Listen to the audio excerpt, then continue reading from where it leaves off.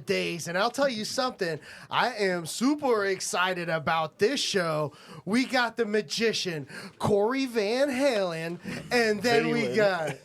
Van Valin, but Van Valin. You know, I gave him a little celebrity name just in case he goes to the strip club. He's got a name. And then we got our boy, the ultimate flipper, the real estate guru, Dylan Lonesway. What's up, boys? How we doing? What up? What up? Doing good, man. Doing good. I came here bearing gift. Ooh. Yeah, I was gonna bring a little bit more, but I don't know if you guys smoke or not. Oh, you know we do. Well, I've got my own custom rolling papers. Holy shit. If you would have told me when I was 15 that I was gonna have my own brand of rolling papers, I wouldn't have believed you. I love it. Thank you, Cory. Some Van Valin premiums. Dude, yeah. this is awesome, man. This is a good picture right there. Yeah, man. I use them as the business cards. So on the back, it's got a QR code. It's got my Venmo. It's got my social media. It's got my email. Oh, wow. Where's all the weed at, though? Right. we were gonna put a big old hood vent in here for smoking, but then we realized we were in a business professional platform. It was called the Holidaze, right? Yeah, the That's what I holiday. thought too. I was like, okay. Oh, Dylan was ready. Though. He was like, "Yo, I don't see the joints lined up on the table. What kind of bullshit is this?" Something so funny is, ironically, if I do 3 marijuanas, 3 marijuana. I like how he says marijuana. If I do 3 Percocets, if I do 3 marijuanas, I am literally the worst magician you've ever seen in your life. let's go ahead and take those rolling papers off the table, put them back in my pocket so we don't get any urges. So, Cory, what events do you have coming up right now, man? Well, what's cool, man, this month, just started June, I'm going to be going up to Bonnaroo. Oh, And then going straight from Bonnaroo up to Electric Forest, which, if you guys don't know, it's like the big EDM festivals. EDM festivals. You can imagine how good the magic is out at those places. You know, they're from all parts of the country, all parts of the world, and they're in a certain state where everything around them is already magic. So when I start doing some magic in front of them, it blows their mind and leaves good impacts. Dude, what got you into magic? I mean, because I'm always like so intrigued. Like I told you outside, I love Burt Wonderstone. I think it's so cool. It's so awesome to see how unexplainable magic is. You know, it's like you're seeing something, and it's just like a switch of the wrist, whatever it is. I mean, what got you intrigued? What like was that moment? Yeah, so this is actually really cool. It wasn't like one moment. When I look back at life, I see so many things that like were happening in my life that I didn't realize were pointing me to being a magician. I didn't realize that until I was already doing it. So it's almost like the Steve Jobs quote where the dots connect looking back, never looking forward. So when I look back, it's like, oh, it makes sense that I'm doing this. Yeah. But, I think one cool story, I could actually show you the version of the trick. Oh, hell yeah. Yeah. Yeah, so what's your name again to my left? Dylan. That is correct. Damn. And that's my trick. Damn. You got to start strong and end strong. Dylan, I'm going to bust out my, can I say it? Yeah, you go can say ahead. I'm going to bust out my balls. No, what it is, I have 2 sponge balls, a yellow one and a blue one. Dylan, would you like the yellow one or the blue one? Yellow one. Open up your hand. Ooh, some side music. We're We're going to take the blue ball, and this is a story of how I got into magic, essentially. We're going to take the blue ball, goes into my hand. The yellow ball, open up your hand. Squeeze tight. So blue ball in my hand, yellow ball in your hand. Yeah. What color did I have? Blue. See, I blew mine away. And there's nothing up my sleeves except these massive muscles. That wasn't the joke. Wait, Dylan, what color did you have? Yellow. Open up your hand. Whoa! And let the audience know they are both balls are in his hand. Let me try. I'm not good at Damn, I thought you were actually going to do something. I didn't know I had competition. and that's what intrigued me. It's like, how the fuck did that happen? So hear me on this. So I did that trick about 12 years ago. I was at a beach with some friends. I wasn't a magician. I just knew some tricks. Yeah. I saw his family, and I'm doing magic with the family. There's this like little 4-year-old kid hiding behind his dad, not saying a word. Well, I bring the kid over for that trick, and when mine vanished, his eyes lit up. Oh, shit. And then when he opened up his hand, found both of them in his hand, the smile that came from that kid, it didn't just hit that kid. Everyone around looking at the kid had the same smile on their face, and that's when I realized that is magic. The trick's a trick, but that emotion of everyone sharing a joyful moment, that's what magic is, and I wanted to keep that up. And that's the high right there. It's just like seeing the crowd in their awe, and that's what gets me all the time. Like, I am completely amazed, and that's what leaves me speechless. I'm just like, how? What's I think is so cool. We can all be magicians in our own way without tricks, just by complimenting a person or holding the door open. Sometimes those little things that put people in the present moment. I think that's what makes a magician in a sense. So I mean, it's got to be tough navigating the business aspect of being a magician. Booking shows, booking events, just trying to get your name out there, competing with other magicians. How are you doing that in your business right now, the magician aspect of it, but more so, getting the jobs and things of that nature? What's really cool as of now, it's like I've planted so many seeds in the past that right now I don't want to make it sound like it's easy. Because, if you want to grow, you got to keep planting the seeds. But I've planted so many seeds throughout life where they didn't instantly sprout into, a whole forest. But throughout my time of planting seeds, saying hello, going up to strangers, making people's day without any kind of return, it all is paying back in that sense. So I think what makes a good business magician is someone who loves what they do, but also goes up to people and loves making people feel good, because you never know what a hello holds. Do you try to monetize any of your channels? Do you have content out there that you're putting out, like Facebook Reels or YouTube Shorts, that actually help perpetuate you? Because I do see a lot of magicians going this route, and they'll watch a 30-second video, and all of a sudden they go viral because the trick was so mind-blowing. Yeah, think about it like a musician's. Like, imagine a musician that's into rock and a musician that's into classic. Same with magicians. So there's some magicians that only do stage shows. There's some magicians that only do busking or street stuff. And then there's some people that only do video stuff. I feel like there is a realm where if I focus my energy towards video stuff and built a nice team around it, I can make some really good stuff. But for those people, that's their full-time job. You put those video guys in front of a big crowd of people, they'll probably shiver up. Yeah, probably. So, and I think that's what gets your adrenaline running, is when you get in front of that crowd of people and you actually see the physical emotions. When you're on the video, sure, you're doing it's almost a little bit too much rehearsed. It's almost free flowing when you're out there in front of everyone, and the crowd just pumps you up, and then they're like, wow. Now, granted, I have gotten lucky. I have hit the algorithm pulse on accident once. I had one video that got like 7 million views. Really? Probably got paid like $3,000 from that one video. Wow. And that kind of ramped me up wanting to do more. Was that the rapping video that I think I saw? No, that one was good too. Yeah. But this one was just an accident. It was a cool trick that it was filmed at a ravey bar. But now here's what the catch was. If you look at the comments and all the video, it's all toxic. Oh, really? Bad comments. Yeah, but I loved it. The more they commented, the more I was getting paid. I was egging them on. But so imagine this. So I have a trick with a rum and Coke and a cup. With rum and Coke with ice and a cup. So I keep pouring them back and forth, and then I stick one cup inside the other. The ice stays in one cup, and the rum stays in the other. Now the comments were like, "Oh, he just roofied her." Oh my god. Oh my. And then the other one was like, her makeup looks terrible, and it was a Halloween event. She's obviously looking like a ghoul, but they think so toxic. But sometimes toxicity sells. Yeah, it does. And I mean, so 7 million views equates to $3,000. That's good to know. It would have been more. It would have been more, but I was capped at a 500 per month, and it kept rising every month. Were you the one that posted the video? Yeah. were? Oh, yeah. okay. It was viral on TikTok too. I wasn't getting paid for TikTok, but then when Facebook invited me to the Reels program, that's when I'm like, let me just use what worked on TikTok and see if it works here. And it worked better than I could have ever imagined. I've been following you for a while, from the days where you started off at the Lodge, man. So that was like OG 8, days. 9 years ago, something like that. So what has been the key factors in the evolution of your business to be where you're doing these shows? Because you said that you're doing a couple private shows that were not private, but sold shows, events out there in Channel Side, right? Yeah, so I do a headline stage show. I do them every 2 to 3 months. And what's cool about it is I'm able to capitalize on all the cool people I meet on a daily basis, where like not everyone's going to have a corporate party to hire me, or not everyone's going to have a 40th birthday party every week, but I'm able to turn those people that I meet into $30 ticket buyers, and they want to bring their friends. So it's easy to sell out for me just because I say hello to that many people. And I sell it as it's an adult-rated, dirty comedy magic show. Have you thought maybe raising your prices, since you do, I think you mentioned earlier that you overbook sometimes by accident, of course. Yeah. Have you thought about maybe just raising your prices to capitalize on that a little bit further? And does the venue take anything? No, I pay them a rent fee, and then I take all the ticket sales. So it's kind of like a gamble on my part, but for me it's not a gamble because I know it's going to hit that. My latest show, I did raise the rates, and it's funny because I have premium seats up front, and then the rest is general admission.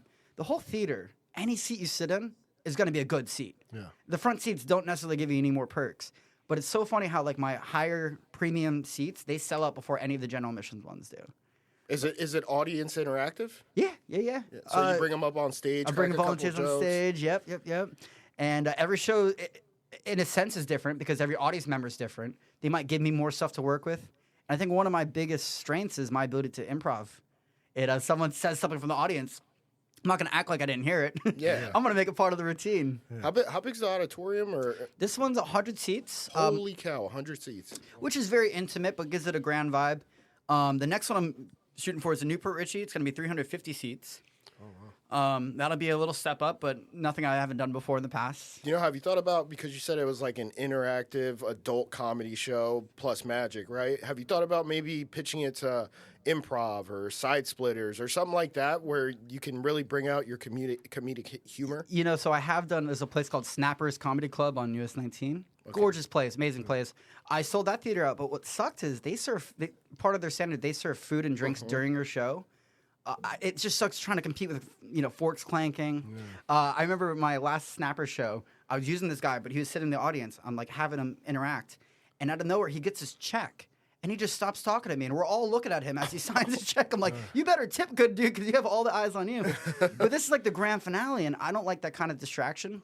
This is why the same reason I wouldn't do a show at like a bar with a stage. I like theaters where it's very funneled attention.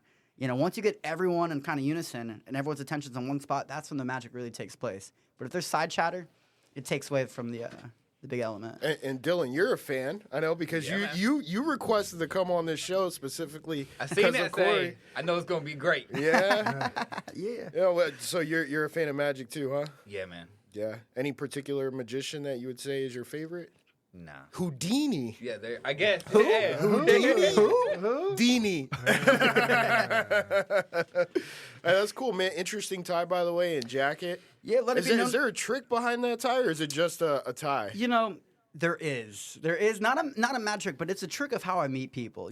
I like wearing some like peacockish kind of things, and let the people that are listening know it's a mirror tie. So when it's sunny out, it blinds everyone. But I have people that'll come up to me like, "Hey, that's a cool tie." I'm like, "Hey, it's because you're in it." But I try to have something that allows people to come up to me as much as I have the skill to go up to them. I like having where they come up to me because it almost filters in cool people. Yeah. There could be anyone at the bar like say to their friends, "That's a cool tie." But if someone has the guts to go up to you and compliment you in person, I think there's going to be an element about that person I want to interact with. They probably appreciate it. They're a cool person.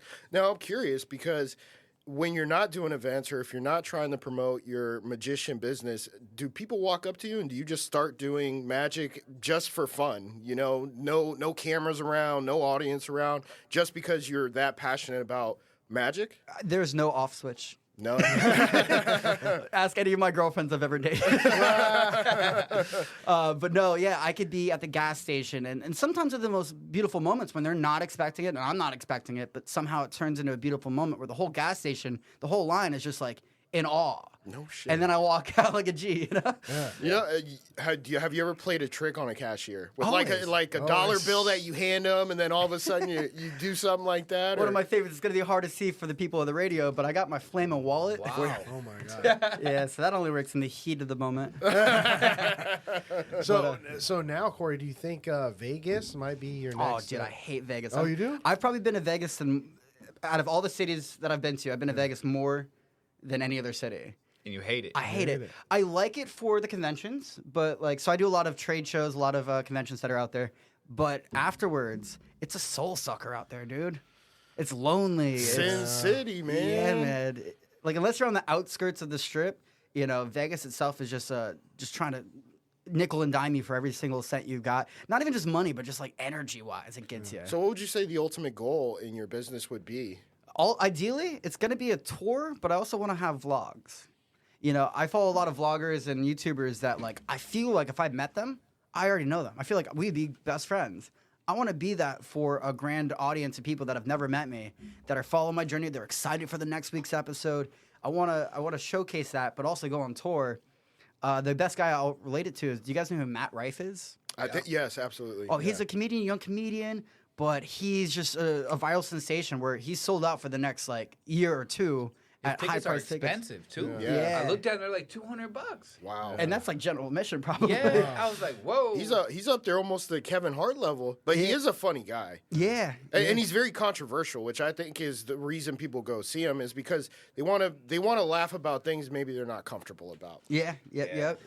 And I love the idea of people that I feel like if I met him, I'd be friends with him. I want to be that guy. I want to sell out tickets in every city I go to. But one of the other things too, I don't want to go and tour around in a city for a day and then go to the next city for a day. I want to spend like a week or 2 weeks in every city that I tour in. And I'll tell you guys one of my biggest goals. I want to do a thing where I start from scratch, where I go to a city like Austin, Texas, or Nashville, or Jacksonville Beach even, like something like that, where I don't know anyone. And then in 30 days, I vlog every single day of how I make it from 0 to a sensation. Oh, shit. Yeah. Or how to be a 0 to a sellout in 30 days. But the idea is selling out a show, selling out a theater. Have you been to Miami yet? I hate Miami. Dude, you hate Vegas, you hate Miami. Let's All go the big back. cities. Corey, which cities did you like? Oh, yeah. Tampa, no. please say Tampa. Tampa's number one, you know. I like Boston a lot. Boston was cool. Okay. I don't like Chicago. Did you get shot out there? Or? I dodged some bullets, you know. Yeah. The little bullet catch. Moved around. I just got back from a city. Charlotte was pretty cool. I like Austin. I like San Diego. My favorite city in the whole country. You guys might not have ever heard of it. Maybe you have. It only exists for a week. Sandwich, Michigan. How'd you know? That's a real city, by the way. Yeah, it is. This one's Burning Man. Burning Man. I've heard of the concert, Burning Man. So it's not a concert. It's a city that arises overnight in the middle of the desert with people from all across the globe. There's no money exchange allowed in there. It's not even like barter. It's not like you're trading. It's gifting. You bring everything you need to survive and some. But the craziest art you'll ever see is out there. You could almost die. It's in Arizona, right? Nevada. Nevada. Wow. Yeah. But it arises only for a week. And then after the week, it's completely taken down. And there's not a single trace of a human there. Wow. It sounds like Woodstock. For real. Ish. Yeah. That's probably the closest thing to relate it to for now. But yeah. A lot of drugs out there, I'm assuming. A lot of people lot of blowing up everything. LSD. I'm one with nature. But that's every city. A lot of sex, a lot of orgies, all that. No, when we get back, we're going to ask Dylan where his favorite places are because this guy's been traveling all over the world too as a military man. So he's probably got some good places that he likes. And we'll be right back.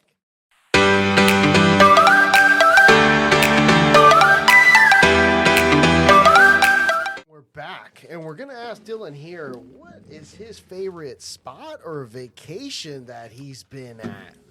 Man, I tell you, I love cruises. You know, I think it's mostly because of, business.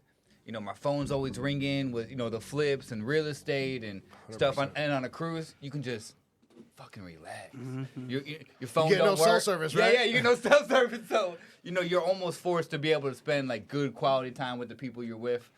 So, I love cruises. I don't even care where I go. Wait. Oh, you don't even care where you go? I don't even care. So what's the best ship that you've been on then? Man. Have you been on Royal Caribbean? I go on Royal Caribbean, the Icons of the Sea, next year. They're coming out with it in January. There's like 4 or 5 water slides. 4 tiers? Is it like 4 stacks? It's the biggest cruise ship they've ever came out with. Oh, shit. I hope you don't hit an iceberg. That used to be the biggest one. The one I want to hit is the Virgin cruise line because it's 18 and up.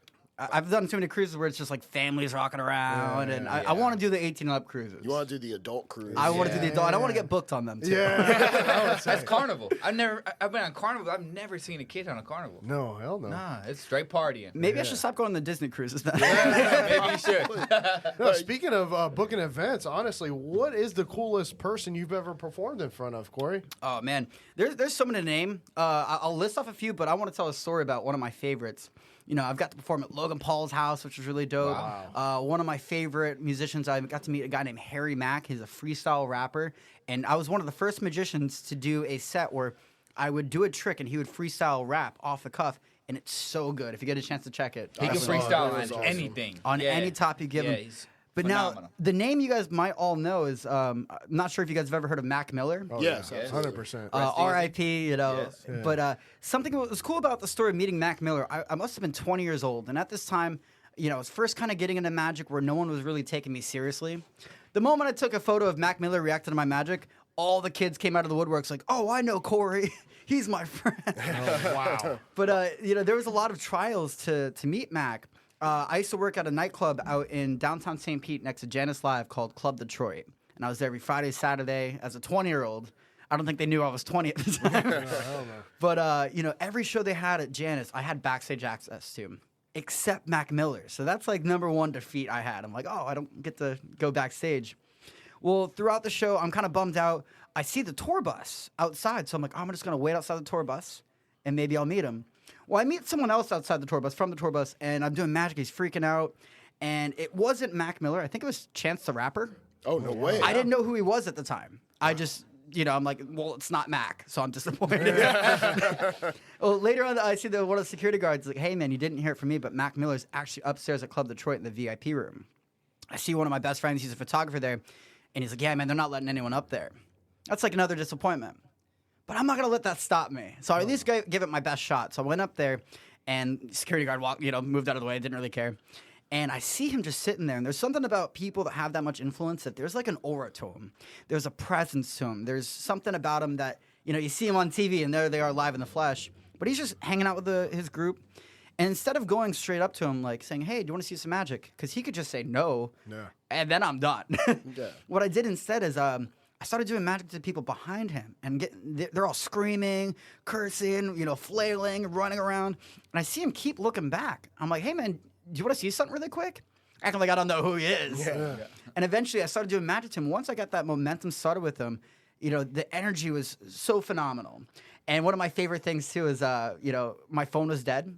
So in my mind, I'm like, no one's going to believe this. Out of nowhere, my photographer friend that I mentioned earlier just comes up. All he hears is he snapped the greatest photos of Mac Miller smiling in a way that you've never seen Mac Miller smile. Wow. What was the trick you were doing? I did all my stuff. It's ironic, too. My best trick, I didn't have it on me at the time, but I was doing everything else, and it was fine. But in my mind, I was like, oh, when I see him next, I'm going to show him my best trick. Obviously I can't do that now.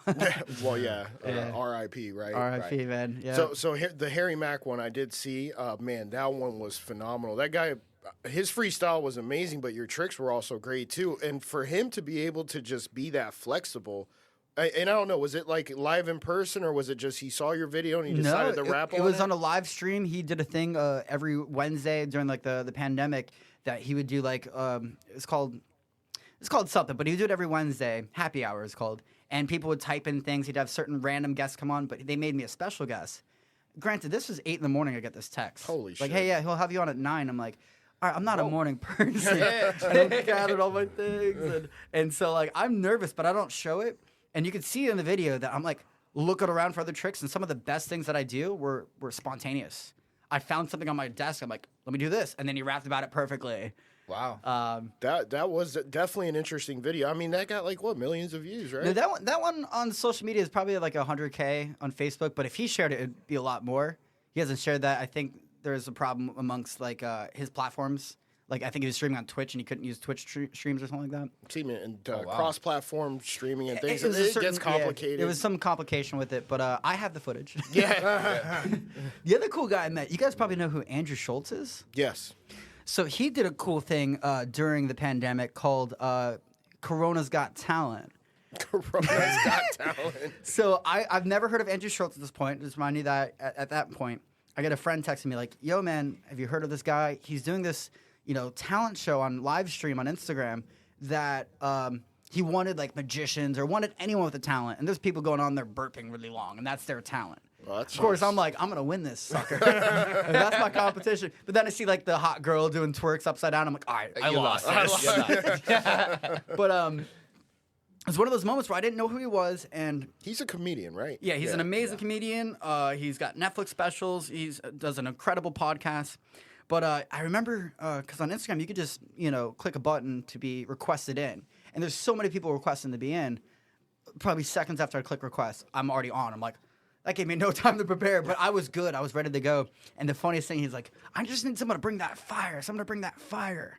Bring that thing I do. And I got a video link of all that too, which is a lot of fun. But I remember my favorite part about it. I did this trick where I'm like, name any card. He's like 3 of clubs. And in the deck, there's only one face-down card, 3 of clubs. And he's freaking out. All his friends are freaking out.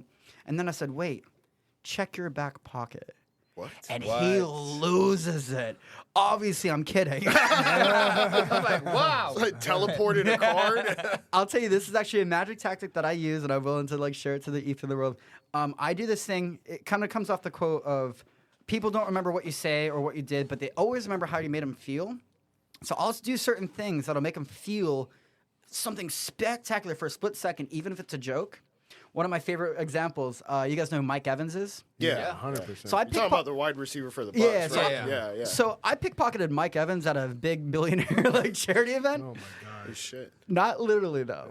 So I'm doing this trick with Mike Evans. He's already freaking out, and there's a moment I'm like, by the way, I pull out my wallet. I'm like, by the way, I put my wallet in his hands. I'm like, I want to give this back to you.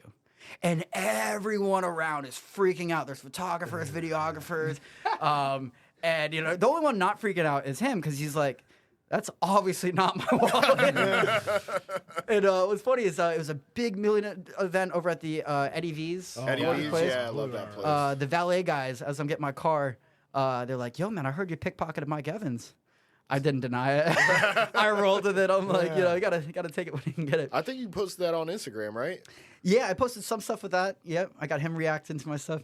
But it goes to show that split second for everyone, after they found out before they found out I was kidding, they had this emotion of like, oh my God, anything's possible. So I try to do things like that make people feel that anything's possible, even if it's just for a split second. And I think they remember that. And I think when they tell their friends about my services, they remember the feeling, not what I did. Yeah. So then it's more impressionism is what you're trying to apply to your audience, right? Yeah. How you make them feel, what they want to do afterwards. You know, maybe go find you on socials. What is your social, by the way? You got a very interesting social here. Yeah, I got a cool tactic with it, man, because I kind of guerrilla market my social media. I do like trade shows where there's hundreds and thousands of people walking by me that I'm performing for, that I literally have them pull out their phone, like right then and there. I don't wait for them. I'm not giving them a card to find me later. The But, hey, papers. the papers, yeah. QR code. Better than the QR code. There's times I'm like, pull out your phone, find me on social media. It's under Chris. No, they're looking at me like, I thought you said Cory. I'm like, yeah, it's under Chris. And then I'll say Angel. And they start typing, and they're like, what? I'm like, yeah, keep going, keep going. And then I'll say Sucks. It's under Chris Angel Sucks. And then what's cool is that's a very organic channel that every single person that follows that account is someone I've met. And then it leads to my main account, which is at Cory Van Valin. And a cool tactic I do for businesses for trade shows is I'll link their Instagram in my description. So once they're following me, I have them instantly follow the company that hired me. So they're getting social media followers as well. That's a lot of referral marketing right there. Yeah. So let me ask you a Planting question. the seed. Do you really think Chris Angel sucks? No, he's a millionaire. He can think he sucks in a Bugatti, and I'm like, I don't have a Bugatti. He's done a lot for the world, but it's just not my style. I just think it's more comical. I think he's done a lot for the community, and you know, he's probably really good. He's all right. But So you who really would- wouldn't call. Go ahead. No, I was gonna say, who is your favorite magician growing up? At least until now. Obviously, it's you. Well, 'cause, David Blaine was a big yeah. one. I got to Yeah. meet him. He was Yeah. cool. Nowadays, there's a guy named Justin Willman. He has a show on Netflix called Magic for Humans. But what I like about him, he's so down to earth, so comical. But he dresses normal, but he's just so personality-wise, and his magic's good too. And that's kind of what I try to resemble my stuff off of, is that comic, personable, and good magic. Is David Blaine the one that sticks the nail through his hand? There's all that crazy stuff. Yeah. Like That's it. splits people up and all types So of then, stuff. the hover, the who's lifting, Chris the Angel lifting, then? right? Yeah. He like lifted off Yeah. his foot. I thought that was Chris Angel that did that. Yeah, they both do No, similar was it, stuff. Was it David Blaine that did the whole like? Chris lifting? Angel did the splitting of the people. Okay. But I mean, they both done equally like out of the larger than world stuff. I know David Blaine did a lot of endurance acts, and he has a show Where out he in held Vegas. his breath underwater for what was it, like 12, 13 minutes or something like He's that? like 20 or something. 20 minutes, Something yeah. crazy. Yeah, he's incredible. So if anyone gets a chance to check out David Blaine's show in Vegas, it is one of the best Vegas shows out there. Bro, there was one he did where he filled up his stomach with water and then he was able to spit it Regurgitate out. it, yeah. because he learned it from some African tribe where they have to hold the water in or something like that. You saw that Yeah. documentary? Oh, yeah. Yeah, that was cool. Yeah, David Blaine is off the. There's fucking another guy to Wow. look into. He's not really a magician, I would say. I'd say he's just a body torturer. He's Jim Carrey and Burt Wonderstone. Oh no, I think that's they're making fun of Chris Angel. Oh, Jim they're making fun of Carrey. Chris Angel? Mind freak. Because when he sticks the nail through his hand, he already has a hole there. It's already trained to go through a certain spot, right? If I'm not Essentially, I mean, I've heard people that say that that's impossible to do too, like to have that piercing in your hand. But I mean, I can't say I know. yeah. The other guy to look into is a guy named Xavier Mortimer. You were bringing up the guys that do social media. Professor X? No. I mean, the X-Men do look like they have magical powers. But you were talking about the social media magicians, and there was one guy that was getting hundreds of millions of views, doing incredible out-of-this-world stuff. The money on social media, he was making more money from social media videos than he was from his Vegas headlining show. Oh, wow. But he's one of my most inspiring magicians. He does things that are out of this world that I can't wrap my head around, and he does it in such a clever way for social media where it fits. You know, if I do magic at a bar with other people and, you know, background sounds, it takes away from people scrolling. You know, but he's got it down to a science of how to get a video just right to hit the algorithm pulse. And I mean, I remember when you were working the lodge. I mean, bro, people were all around you all the time throughout the entire night. If you just got that on film or had someone following you around filming you, don't you think you could achieve the same kind of result that he gets? You got to hit it in a certain way. Your tricks are pretty damn fucking good, man. They blow my mind. Yeah. I mean, I don't know how you do them. I wish I knew. That way I can sleep at night. But that way you can monetize even further, you know, talking about more so about the business aspect of it. Why not go that route? And also everything that you're doing currently. It would be a little bit of a sidestep where the one thing is like framing too. So like when I'm doing magic to people and someone records it, they're just seeing me do magic to people. But someone like Julius Dean is a mastermind at, you know, he'll get like a hot girl next to him and he'll do magic side by side to the camera where you feel like when you're watching, it feels like he's doing tricks to you with the girl reacting. So it's a sidestep because it's not my natural, you know, type of magic I do, but it is worth getting into a style of that just so I have that under my belt as well. Yeah, just to diversify a little bit because all of it is still magic, right? And if you get the right person behind the camera, it could definitely elevate it. That is huge. But you're going to have to pay someone to be behind that camera. Or have such a big, you know, a clout or a big thing that they want to be a part of it and learn from me in a sense. Yeah, or that. So my buddy Julius Dean, the guy I was mentioning, I went to Cuba with him, went to LA with him, went to Vegas with him. He's got like 6 million followers on Instagram. He figured a lot of stuff out. But one thing that I learned from him indirectly was he had an A+ team. So we were out in Cuba and he had to get a translator. He didn't get just any translator. He got this dude straight out of a magazine. He looks like he could be GQ, wow. Espanol style. And, you know, so when he'd go up, the translator would go up to them like, hey, Espanol, blah, blah, blah. The girls, like, are so into it. The peacocking. Yeah. Don't hire him to be a translator. Yeah. He's a magician. That's I'll it. get my Siri. Yeah. The other cool thing, we were in Vegas for a grand opening for the Palms Casino, and he flew out his personal trainer. Not going to say personal trainer, but the dude was just a stud. So when we were walking around, we were meeting MGK, Marshmello, G-Eazy. You know, it wasn't just Julius Dean meeting these guys. He had his team while we're meeting their team, but he had A+ team members, and I'm very grateful to say I was probably the least dressed out of the rest of the team. Probably the least suave out of the whole team, but I was the mind behind some of the stuff that he got. Yeah, but they liked you enough to where they're like, hey, Corey, we want you to come with with his us. energy. Because, exactly. Because you do have that aura about you where you're just positivity. I mean, everybody wants that around them. Yeah, and one of my biggest skills is my icebreaker ability. We could go out as an experiment, go to any venue, any bar, anything like that. You point someone out, I'll go up to them, and not just go up to them, but I'll blow their minds. And not just blow their minds, but watch me walk away and watch them for 10 minutes after. Look at their smile that they still are carrying. You know, that's like kind of a cool, you know, besides sleight of hand and tricks, I think that's a root of what makes magic really good is how good you can connect with an audience. I think that's why he likes the venues, you know? I know you're talking a lot about the videos, but I think he gets a high from looking at somebody in person and being able to just, you know, go off the top and random with it. 100%. It's Yeah. instant gratification. Yeah, Is he's what not it a is, video magician. He likes to just get a whole room together, it feels like, and just blow them all away. You want to sell out an arena. Yeah. Oh, I don't know about that. Maybe. I mean, listen, I'm young. Come on. I'm young. My birthday's next week, so I mean, well, How old are you Happy other turning? birthday? number 3. Number 30? Yeah. There you go. Oh, you're the Oh, youngest shit. one in this room, man. Yeah. Yeah. One goal No, I'm I'm younger. You're 31, I Yeah, thought. No, I, he's know. 28. I turned 30 in November. 30 in November? yeah, okay, man. so you're the youngest Here one. I am, the baby. Something cool I'm going to do, and I probably should do it sooner than later, but I want to write a letter to my 30s. And I want to tell my 30s who I am right now. Talk about, like, you know, who's the coolest person I've met. Talk about, like, where I see myself going, in a sense. A book? Yeah. There it is. Bam. No. A letter to himself 10 Yeah, I years know, but from he now. can write a book with all the experiences he's had. Yeah. And you know what? Yeah. You know what you should include in that letter when you put it up in the envelope? Include a check. Write out a check to yourself for $10 million, $100 million, however much you want to have after that decade has passed, and then look back when you're 40 and see how close. Because even if you get to 50% of $100 million or $50 million in a won. decade, you did pretty fucking good. Even 25%, bro. I love I that. mean, you're still doing better than what most people will. You want a goal, you need to hit it, but you know what? It's not that people aim too high and miss. It's that people aim too low and hit.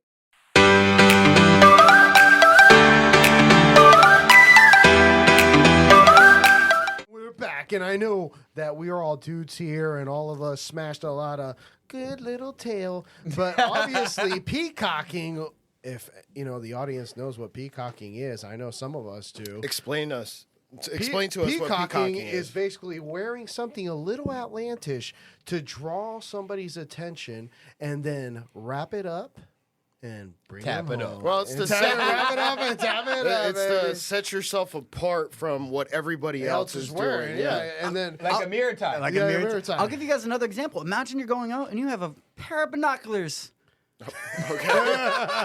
Not bedazzled out. You could have gems on there too, but that's a different kind of peacocking. But like if you just have binoculars and someone comes up, hey, what's the binoculars for? And then you come up with some improv joke, or you have a set line that you're ready to go. But it's having something that's like a little bait, while catching fish, have some sort of bait for people to come up and notice and comment something on you in a sense. So, Corey, what is the art of the approach? I know, look, you got to learn the tricks, right? You're like, I got to learn the tricks, but then you got to go show them to people. So how did you manage to, like, go up to people, big groups? Because obviously you want multiple impressions. How did you learn how to do that? It's so cool. I don't think I really started thinking about it till the pandemic, which is a funny topic we'll Yeah, talk about we later. were- But a lot of it's very subconscious in my mind when I am at a venue, or let's just say, a better, clear example, I used to get hired at restaurants to do restaurant table magic. I'd walk in and I would do one lap without saying a word to anyone. I'd do my nods and acknowledge, make eye contact as much as possible to certain people. But I would make sure they all saw me at least once, so that when I go up to them again, they've already had a mental thought about me. There's not just some strange foreign entity just popping up at the table. They've already seen me. They already have a mental image of me. And I try to, I can almost feel energy. So I can like see body language. I can see, tone. And I can read who the first person I need to go up to, the first group I need to go up to, because they're going to set the tone for everyone else. I've had the opposite. I've had times where I go up to a table and like, nah, we're good. And then every single person, even across the place, they're like, they're good too. They already saw someone reject me. That now it's okay to reject me. But when you have one group and they light up, everyone's like, I want to light up. Yeah. Not like that. Wait, what? I got the paper Hey, here. the papers? Yeah, look, those been going back to the papers. But yeah, so it's a big thing too. Again, it's very subconscious. I'm able to, let's say there's a big group of like 7 people. I kind of know who to address first. Like I'll acknowledge everyone, but I know who to address first without knowing what it is, and I'll get that person feeling good. I'll make them smile within seconds, because that's kind of the thing. You only have a short amount of time to win them over. So I think the joke that I said with you, like, hey, I got something real quick. My favorite line is, I don't mean to interrupt you guys, but they paid me to interrupt you guys. Like, so I'm the magician. What's your name, Kevin? That is correct. That's my time. Gotta go. So I like to address the 3 major problems with, let's say, a magician or a busker coming up to you. One is this gonna be long? Is this gonna take up a lot of my time? Is this gonna be boring? And at the third question, is this gonna cost me money? So I'll say a certain line that addresses all that real quick. I'll say, I got something real quick, a lot of fun on the house. Now, all 3 of those concerns, out the window. I'm like, oh, let's see what you got. And I'll do the quick joke, but I have an opening trick that I normally do that gets them so sold. And then I add my joke of check your back pocket, But once I do that, I can do anything. I can read the room and know what trick to do. It's never the same cookie cutter stuff that I do. Yeah. So, when I see you like dressed, with the peacock, I'm already intrigued, and I'm like, yo, if this guy's gonna come up and do magic, now I'm really horny. Your favorite groupie right there. 90 for break. Leave the last name out. I like to experiment too. I like times when I dress up. You see, he likes to experiment, man. You got a chance. You got it? Uh-oh. Bark, bark, bark. Meow. So I'll have times where I'm overdressed for certain scenarios, and that's usually if I have a gig and I'm dressed for the gig and I happen to go to the city, I'm already overdressed at a lot of people, but I like that too. But there's times I'll underdress at certain places to see if I still got it. And I do. So then you've probably come up with a very premeditated strategy when you're doing those kinds of events. You know what works, you know what doesn't work, and you try to play towards your strengths with those icebreakers. Yeah. And I think before we went and started recording before the break, or after the break, we were talking about peacocking, neurolinguistic programming, and that has to do with a couple books that you and I have both read. My brother has also read The Mystery Man and the one with Neil Strauss. The Game, yeah. The Game, yeah. The Mystery Method. The Mystery Method. The Mystery Method It's and the the Game. Bible. So and like that was big. It was promoted huge in like the late 1990s, I want to say. And it was a bald dude, and it was. And just for you audience out there, the quick background is that a bunch of these guys said, "Hey, I don't care how we look, we're still going to be able to pick up chicks, and this is the way we're going to do it through psychology." And apparently, according to them, it worked. No, it works great. Yeah. Oh, you know. Yeah. That's how he picked up Look, his I wife. was already deadly as it is, but then I was able to do it with a group of girls. You know, first it was like one-on-one, I got it, but now all of a sudden you open my mind and I'm like, holy shit, this shit does fucking work. So Bam. is that something you use a lot? You know, in a way, but I use my powers for good. Like Spider-Man, your neighborhood-friendly magician. So one thing that I always try to keep pure is my intention. So when I go up to people, if I have the intention, like, oh, I'm going to get so much money out of them, I feel like they can read it. My intention that I give off is like, imagine I go up to a table and I just drop a $100 bill on the table and I say, no strings attached, and I walk away. Metaphorically, that's what I'm doing with my magic. I want to give you guys value, and I don't want anything in return. And sometimes, you know, they'll Venmo me later. I never expect tips. Sometimes I don't even want them. So if they feel obligated to give me a tip, if someone's like, yo, you should tip, I'm like, no, you're good. If they're forward, I will take it. I've even taken a tip from like almost a homeless guy. Oh, wow. Because I didn't want to rob him of the gift of giving. Yeah. You know, when you feel good giving, it feels amazing. And I didn't want to be that guy like, no, I'm too good for your tip. I wanted him to feel good giving. It's like $1. Yeah. Totally fine. Like the $1, you know, I can spend it easily, but it wasn't about that. I tried That's to how much value you provided him, and he thought to himself, you know what? I don't have a lot of money, but because you made me smile today, this is worth it for me. Yeah. That's crazy. That $1 is honestly. a lot to him. I know, It's right? like $100. Damn, you know what? It's a Bugatti. That's gotta be That's a Bugatti. That's a Yeah, Bugatti for him. That's gotta actually speak a lot about your presentation, your tricks, because you got a homeless man to give you $1. I can't do that. I've gotten strippers to give me money. Oh, okay. Wait a second. Oh, All right, going into the story next time. one. I thought you were using your powers for good, man. Magic and I've women. gotten bartenders giving me free Story drinks. time. No, that's another thing. I mean, I honestly, want to hear that story. Honestly, Yeah. with magic, I mean, women. I mean, it must have been an easy little close there. You'd be surprised. So my favorite thing, I have so many guys at the bars downtown. They always say to me like, "Dude, if I can do what you do, I'd get laid all the time." And I tell them, I'm like, "Yo, if you get laid all the time, you would not be able to do what I do." It's like years of celibacy and lonely Saturday nights to get this good. Oh my God. But I will mention dating. So what's for any entertainer, I imagine a rock star and an entertainer, there's no textbook of how to date as an entertainer. And so I've had to learn like through field studies and through experimenting and finding what I like about this and what I don't like about that. I've tried dating other female magicians. I've dated entrepreneurs, and a lot of those are very similar in common. But the girl I'm dating now, she's hitting every spot. We get to make money together at different events. She's a glass blower. We were out in Las Vegas for a glass convention. And it's funny because people would recognize me. I know, you're saying you're blowing. You're blowing. No, only because I said His whole face blew up. Only because Corey was like, I hate Las Vegas, but hey, met his girl there. What happens in Vegas stays in Vegas. Same with all of my money. Well, that's not a good thing. Oh yeah, no, I hate Vegas. But you were saying you went to that convention and Yeah, so so I would get recognized, and then like they would see her like, oh, Sarah Mack, because like she's a well-known glassblower in the glassblowing community. So like it's really cool having we're making our own money. We're both entrepreneurs, but we're both like grinding together. What works for me works for her. What works for her works for me. So we've been having a lot of fun with it. and it helps too, right? Because both of you are technically artists. Because I would consider being a magician an artist. I would consider being a glassblower an artist. Yeah. So you are more, what is it, right side, right brain, creativity. That's what it is. With, a couple nuggets of of sarcasm and dry humor and even well-mannered humor in there too. So that's pretty awesome. Yeah. And So where'd you meet her? Tinder? Bumble?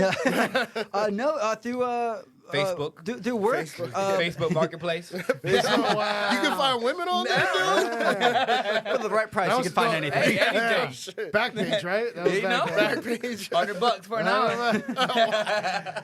So it's cool. So I have a buddy that makes all my merch, and it's kind of the story how I met her too. Like the rolling papers. I've got my own grinders. I've got my own socks. Wow. I've got. Do you get high, Corey? No, I don't. I drink. It's funny too. I get a lot of people ask me if drinking messed up my magic. Does it? No, but I never tell people that when I'm out in the bars. I'm like always like, yeah, I reveal all my secrets when I get drunk. Next thing you know, all these free drinks start popping out of nowhere, Wow, and I never reveal shit. No, hell no. I'm like, I get more free drinks than females. Oh, well, you're in a Hey, we're going out relationship with him. now, right? I know, man. Honestly, Corey, you probably leave the house and you do so much street magic that you could leave without your wallet. Of course, you know it's one of the tricks, but you can leave without your wallet and have the best time ever. The best time ever. And I like how you didn't say like leave with money in your pocket, because sometimes if I get money, I put it back into it. You know, like that night. You know, if I see a musician, if I got tipped $10 and I see a musician, that musician's getting my $10. You know, like sometimes. You know. Yeah. Planting the seed. Yeah. Yeah. go. My main source of income is solely private parties events. So people ask me if I do kids parties, and I can. It's not my favorite thing to do, but I do a great kid show. Whether it's corporate events, December, that's always massive. You know, there's times where like I'm booking out right now for December, and my December's filling up now.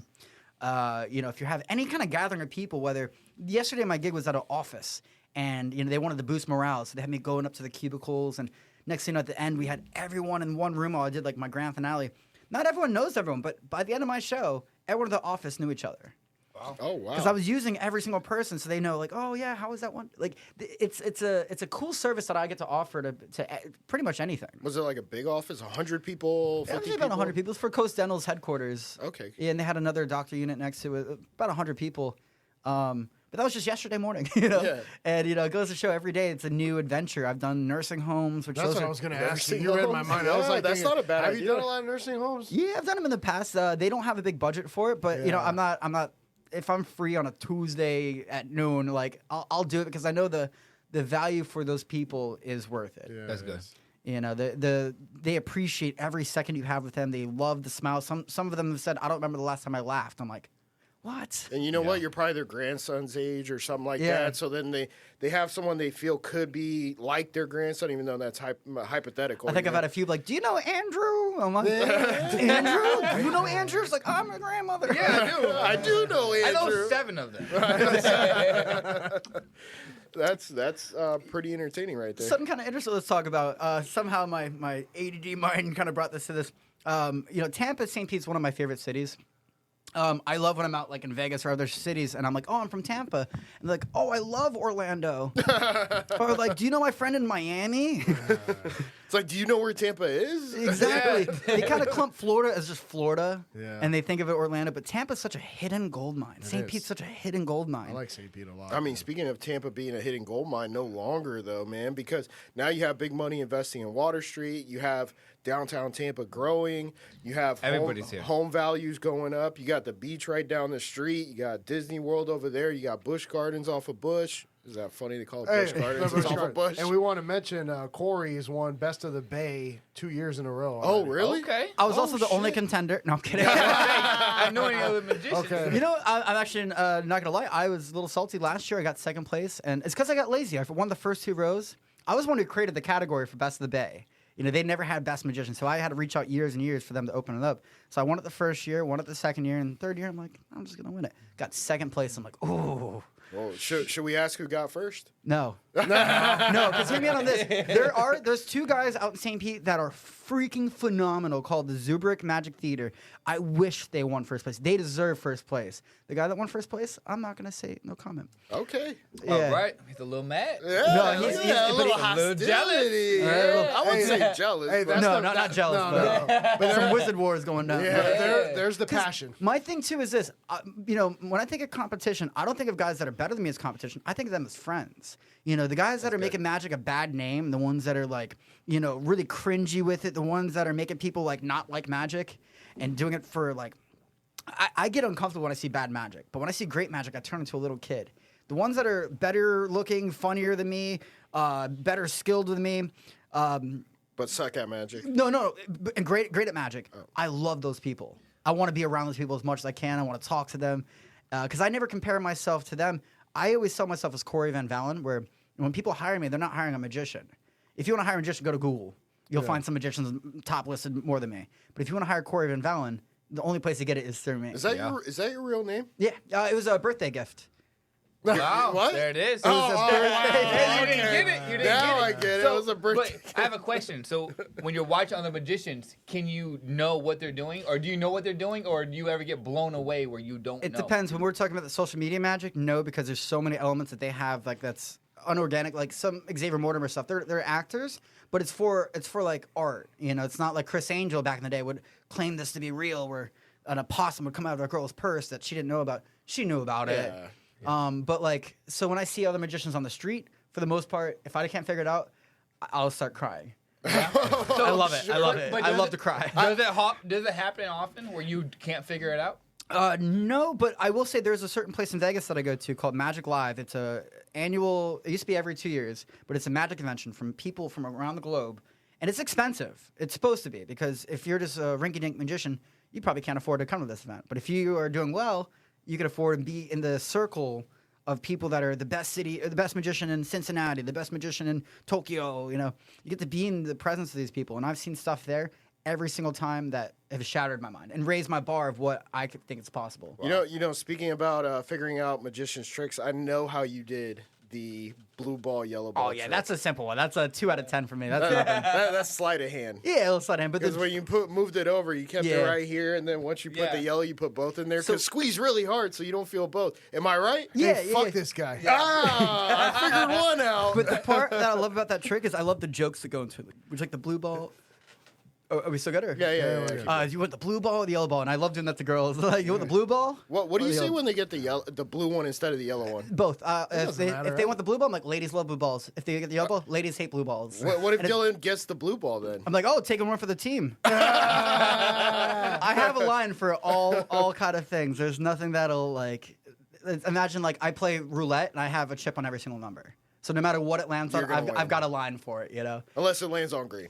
No, I've got multiple chips on green. Oh, my God. Here's one thing. When we get back, we're going to ask Cory if magic has ever helped him at the casino.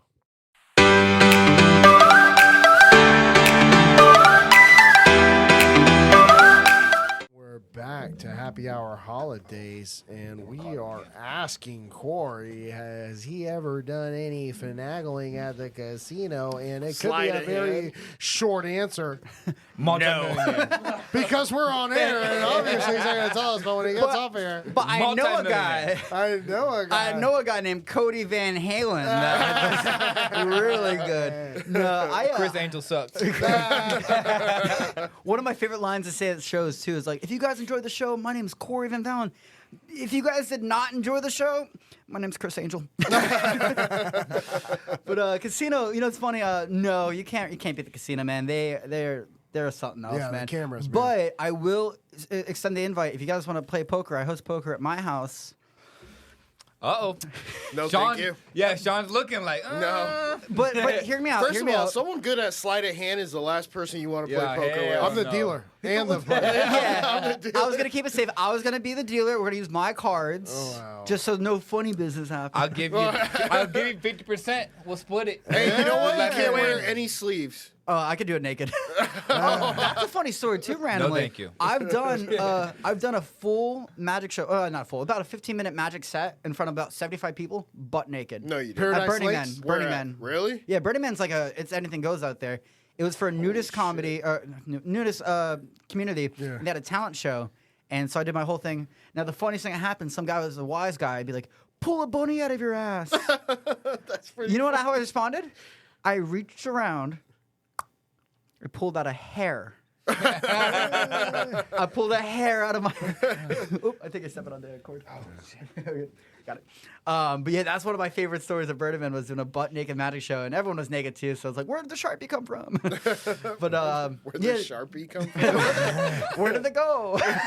And from your prison wallet. Right. That's what they call it. Now if that light's on fire, Were you tuck free or were you tucked in?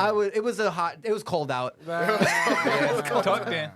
Make it bigger. What's the magic shot? I was sweating out. It was long. But that was Got probably flashbacks right now. Thinking about it.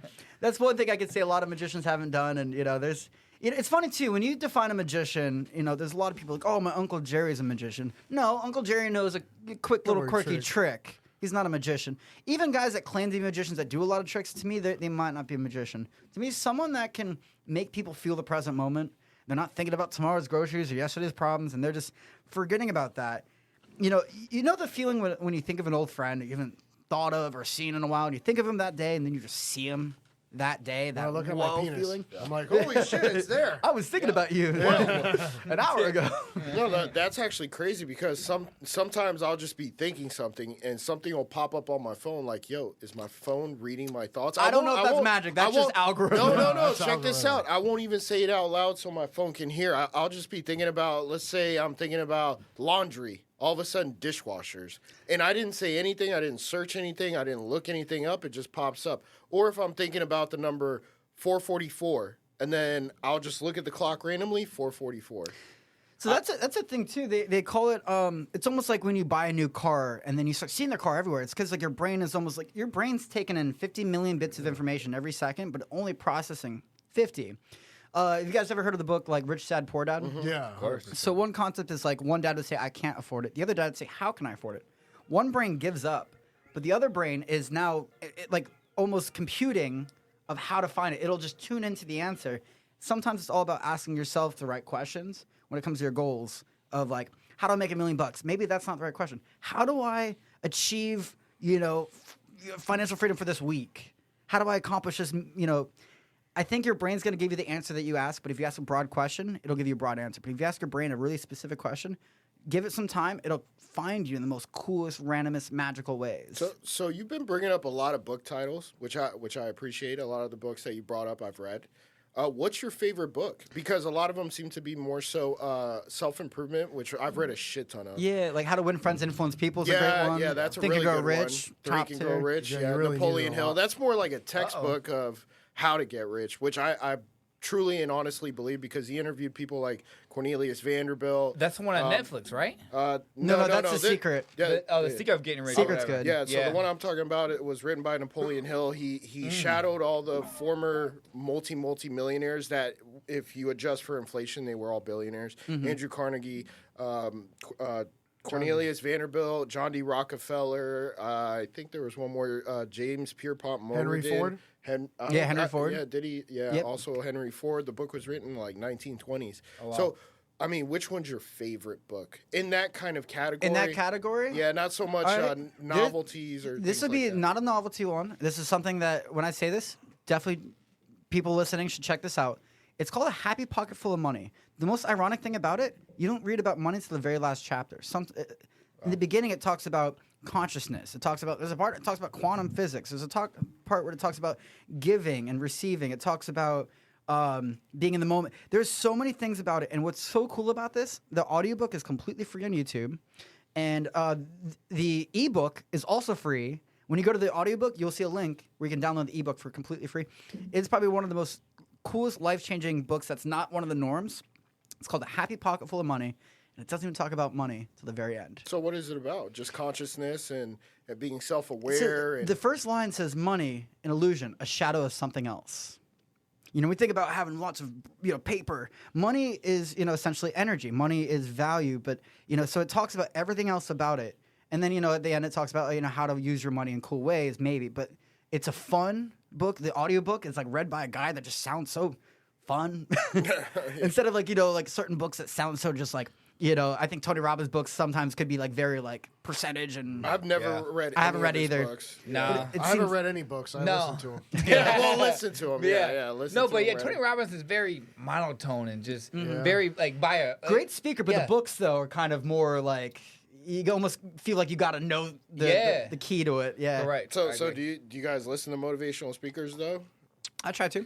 Name your favorite one then. Jim Rohn was a Jim Rohn. Yeah. Yeah. Oh, the That's different. animal. Yeah. Yeah. The other one that I've been re-listening to, all these guys are people I've listened to for years, but I re-listened. Wayne Dyer.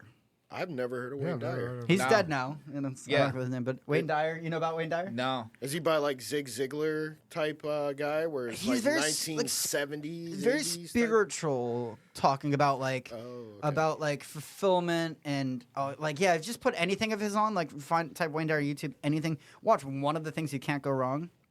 Oh wow. And one last top. So this is my top three. Last one will be Stuart Wilde. I haven't heard of him. It's called The Mastery of Money. That was like a 1980s, 70s thing. Really on point. Man, you're going deep. Yeah. Deep. I was thinking like Grant Cardone, Gary V. I'm Oh, like, well, ah, I yeah. was thinking Les Brown. Yeah, there you go. like Okay, Les Brown. that he's my favorite by far. I mean, he has Yeah. just the. He's one of the only motivational speakers to have his own broadcast on public television. He's one of the only motivational speakers to ever sell out. I think it was Dallas Stadium, the Damn. whole fucking stadium. Damn. I know, man. And he was a DJ. He was a lawyer. He was a congressman, and the guy was dropped off at. He was born in an abandoned building in Vice City, Florida. yeah. Is that what the fuck it was? I don't know Yeah. if it was Florida, but No, it was Florida. It was. Really? It was. No, it wasn't Florida. It I'm was Vice almost City. certain, man. You know. Oh damn. What's? Let me look this guy up real quick. I think it's Eric something. Eric Thomas. Eric Yes. Thomas. I was gonna say You Eric want to Thomas. succeed Yeah, as hard as you want to breathe. I let him out Then to the you'll be water. successful. I let him out to the water, and I was like, "Okay, now try to breathe." But I'm underwater, motherfucker. Yeah. Yeah. No, but he was homeless for a while, got kicked Yeah. out of the house, and just Yeah. kind of changed his life. Isn't it around. crazy how the best motivational speakers are the ones that come from nothing? Yeah, I mean, how many Detroit, Michigan. motivational speakers do you hear about that grew up rich? Nah. No. Tony Robbins? No, he didn't grow up rich. Okay, I was asking no, with no, the question mark. Yeah. Yeah, Gary V. Maybe the wine store. Gary V, his dad was rich. Yeah. I mean, That's Elon right. Musk, but he's not a motivational Yeah, speaker. But yeah. he, Technically, I don't think do you're rich like either. Gary V though. no, I Elon like Musk, his thing. parents were rich from South Africa.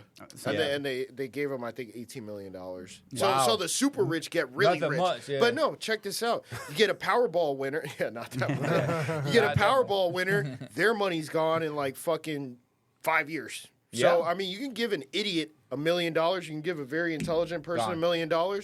And the difference is going to be astronomical. They say Yeah. if we were to like even all the money out and disperse it completely even amongst everyone, it'll all end up in the same hands again. It makes Yeah. sense. It's like you give everyone the same equal amount, it'll all go back because money's not a thing you hold on to. It's a part of you.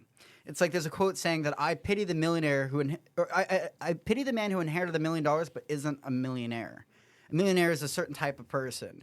You know, if you earned $1 million and lost it, well, you can earn another $1 million. That's right. If you won $1 million, good luck winning another. Keep Well, playing that lottery. No, and that's like Rich Dad Poor Dad. I mean, he basically said, you give somebody $1 million, they'll burn it out in 1 second, buying a house, cars, boats, a bunch of Done. liabilities. Well, a house isn't a liability. I mean, depending on his word. Should we depending- talk about it?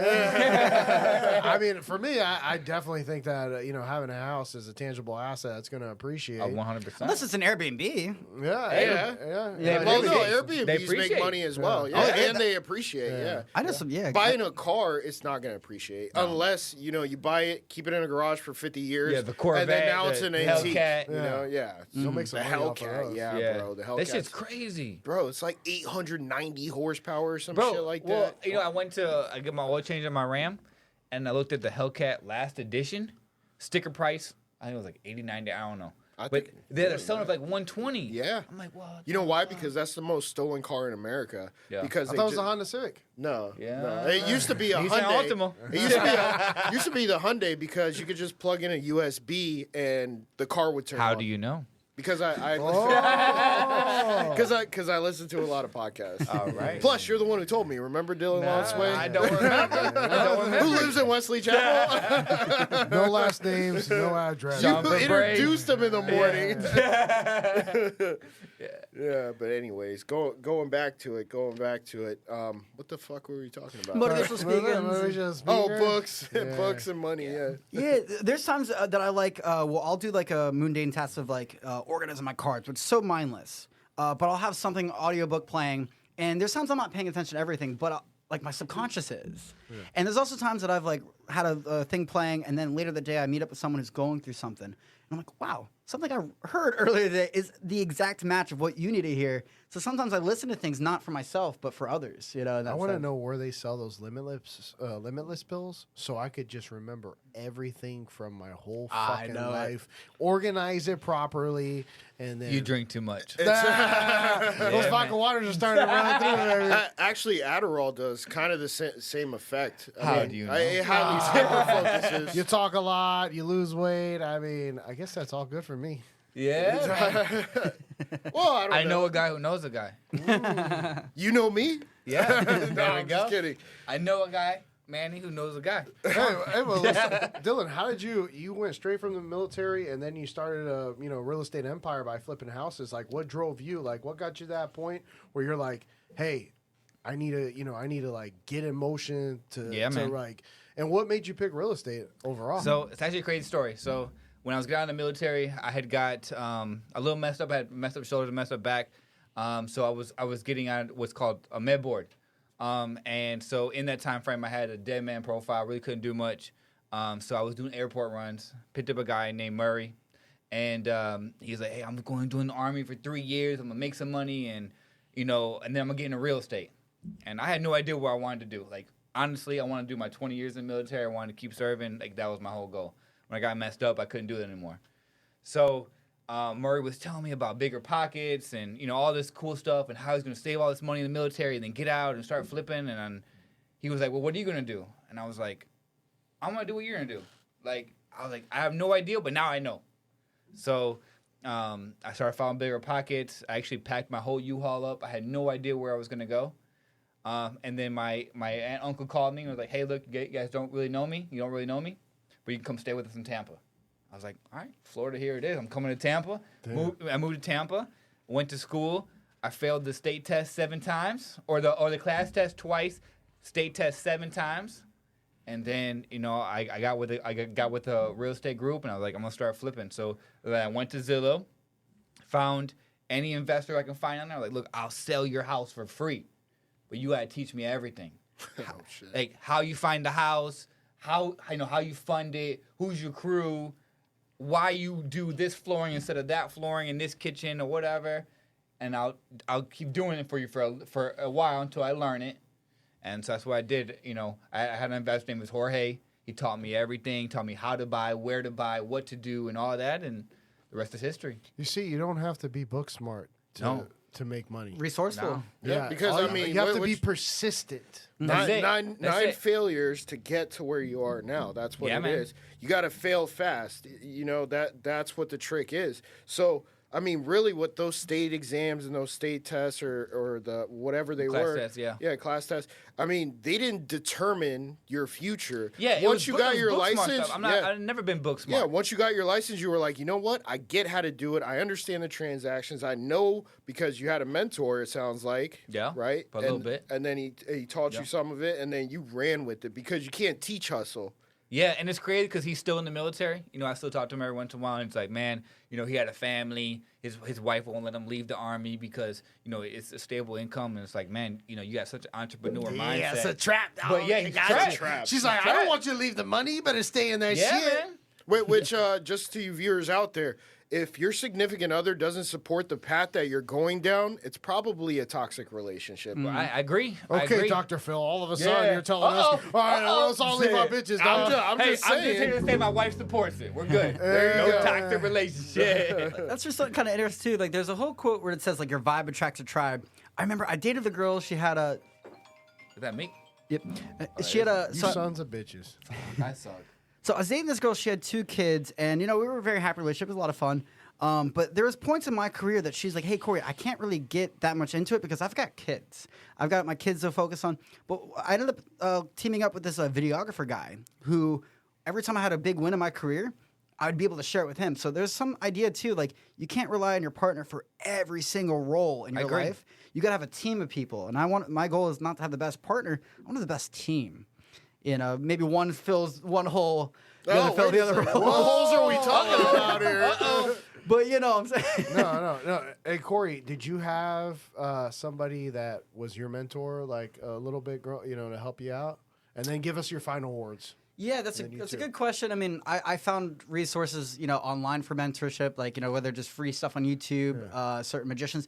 I think anyone that I idolize, whether magician or not, they could be a great poker player, they could be a great surfer, they could be a great Sudoku player. I always found influence and mentorship in some way just by following them in a sense. So for final words. Yeah. I mean, the biggest thing is, I got the cool social medias. I got stage shows coming up mid-July. I wish I had the date locked in right now. But some final words of wisdom is if something feels right inside of you, keep doing it. I like it. I like it. Yeah, Dylan? I'd follow right off of him. There's so many influencers that say you got to make all this money, make all this money. Do what, what makes you happy. If flipping burgers makes you happy, do it. Be the best damn one that exists. Do what you want to do. Don't follow all the social media hype where you got to make all this money. Just do what makes you happy. Guys, happy Hour Holidays. Like, subscribe, and comment. And thank you for coming in. Yes, sir.